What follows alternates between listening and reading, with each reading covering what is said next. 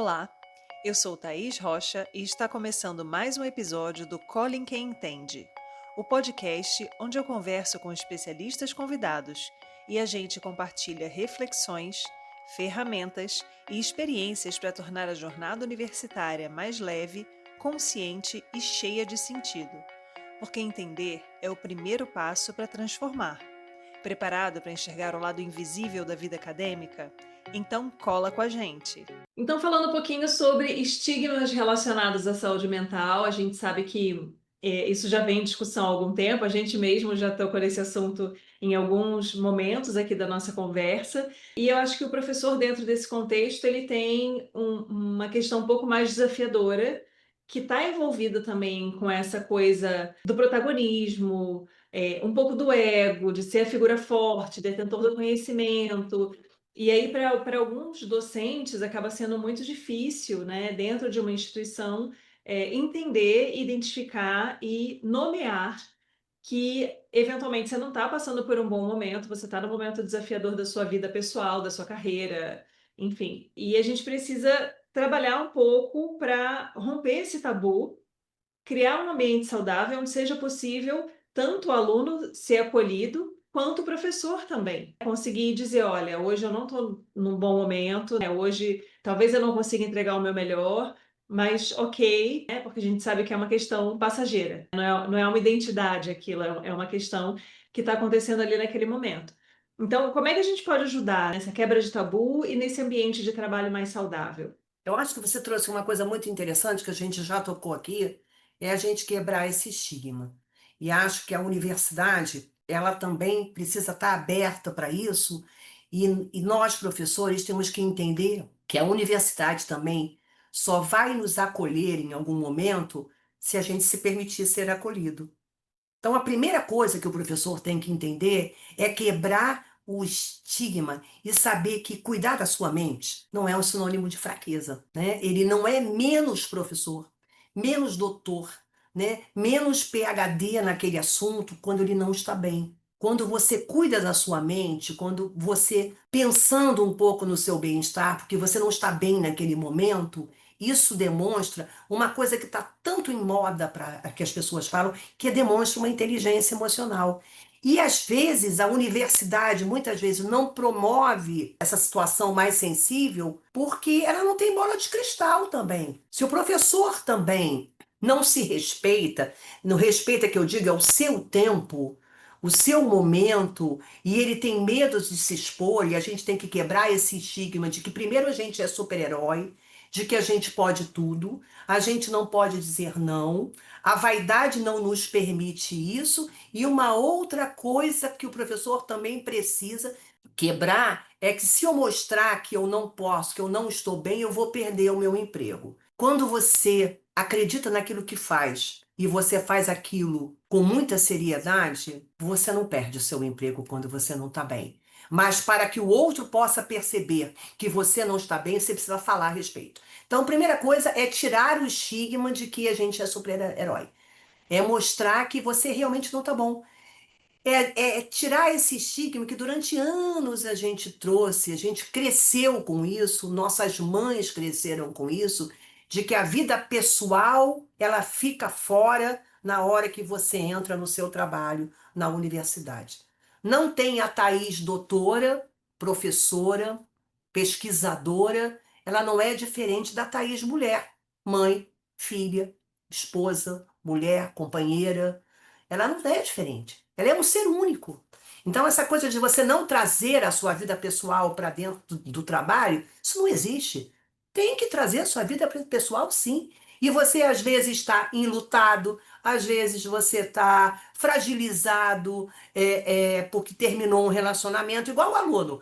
Você está com um problema financeiro incrível, porque às vezes na vida da gente, por mais programado que a gente seja, tem momentos na vida da gente, principalmente quando existe uma separação, quando existe alguma coisa nesse sentido, que você tem que bater o balde lá no fundo e subir novamente. E você está com uma pressão financeira muito grande. E você não sabe de onde você vai sair. E isso te adoece quando você também não assume que tem, né? Então eu acho que é importante diminuir esse estigma que muitos docentes têm medo de assumir, admitir esse sofrimento. E a universidade, por meio do seu gestor, do seu coordenador, que também é frágil, né? Por meio da sua reitoria e dos seus pares, ela também tem que estar sensível a essa questão. A Thaís desmistificar aquela coisa de que você acerta sempre 10, sempre 100. No dia que você faz 99, você não presta. Não acredite nisso. Só vão achar isso de você quando você se fecha, porque aí sim, quando você se fecha, ninguém tem uma bola de cristal. Seu aluno não tem bola de cristal, o seu par não tem bola de cristal, até na sua vida pessoal, muitas vezes os relacionamentos acabam porque você tem uma dor que não compartilha com o seu parceiro, e ele não vai adivinhar que você está com aquela dor. E às vezes só uma conversa poderia ter resolvido muita coisa.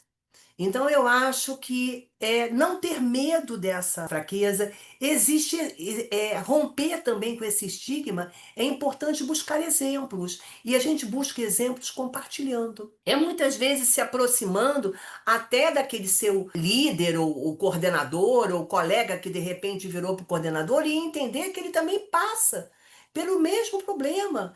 Que você sentar e poder dizer que eu hoje não estou bem, esse semestre eu não estou bem. Não é trazendo um atestado só, não, mostrando que você está doente, não, porque não há tanta necessidade do atestado, mas a necessidade de você se abrir para essa questão. Então, eu acho que muitos dos problemas de saúde mental é a gente quebrar essa barreira de que se eu falar eu vou perder o emprego, se eu falar o aluno não vai me respeitar. E pelo contrário, o desrespeito vem quando você não fala, porque aí na leitura do outro passa como se fosse uma negligência.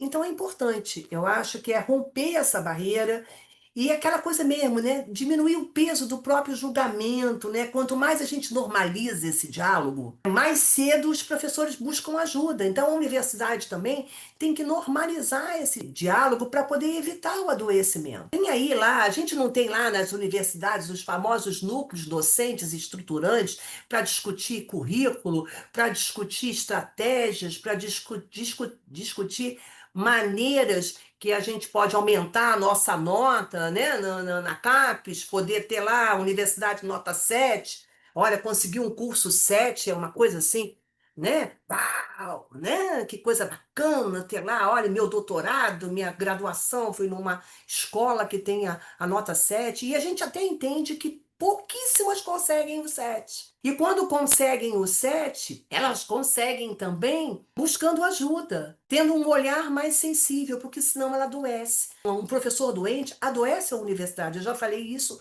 hoje aqui, dentro de um outro contexto, de uma outra questão. Então, eu acho que é buscar isso, é evitar esse adoecimento, é compartilhar, é não ter medo de se expor e de achar que vai ser mais fraco em relação a essa questão. É respeitar o seu momento. E você só pode respeitar o seu momento falando sobre isso com as pessoas certas. E às vezes as pessoas certas estão ali também no papel do seu aluno. Como às vezes é bom você pular um conteúdo, deixar de dar aquele conteúdo naquele momento, parar e contar a sua história. E a sua história, que de repente você acha que vai ser desinteressante para aquele aluno, ela vai ser não só inspiradora para ele, como ela vai ser acolhedora para você. Então, eu acho que nesse sentido. Buscar ajuda, ser transparente e acabar com esse estigma de que professor é super-herói. Esse é o caminho. É difícil, mas é o caminho. Vaidade é um dos pecados capitais aí, fortes, né, que a gente deixa de ter, porque a vaidade, ela na maioria das vezes, até mesmo nos romances, nos folhetins e tudo, ela é sinônimo, quando você deixa de ter, ela é sinônimo de fraqueza. E não é, né? Eu acho que isso é uma coisa importante. É você não se ver naquele momento menos importante quando você está passando por algum problema. Eu acho que esse é o recado para a saúde mental dos professores e de qualquer outra questão, mas nesse momento dos professores principalmente. E aí, assim, a universidade, você acaba forçando a universidade a criar grupos. Não tem um núcleo docente estruturante para discutir currículo? Vamos fazer um núcleo docente também trabalhando a questão de saúde mental, né? A questão das dificuldades que os professores estão enfrentando hoje no dia a dia, a dificuldade também que os professores têm em relação aos próprios alunos. Mas é importante criar esse núcleo dentro da escola para os professores trocarem experiência. Que era uma coisa que muito na educação básica acontecia, mas acontecia como uma questão de comando, os famosos, você como aluna deve ter passado por isso, os famosos conselhos de classe, que no fundo não era conselho de classe, era uma exposição para falar de nota de aluno, né? Mas é para trocar experiência, criar um núcleo mesmo de apoio ao docente. As universidades podem criar, mas para isso o professor tem que estar aberto, né? Aberto a esse núcleo de apoio a docente e a poder procurar esse núcleo, a trocar com seu par a sua dor, que aí você consegue sair dessa questão e melhorar a sua saúde mental e se respeitar. Eu acho que isso é importante. Esse foi o Colin Quem Entende. Se esse conteúdo fez sentido para você, compartilhe com seus colegas e ajude a espalhar essa rede de apoio acadêmico. Acompanhe os próximos episódios e lembre-se, você não está sozinho nessa jornada. Até a próxima!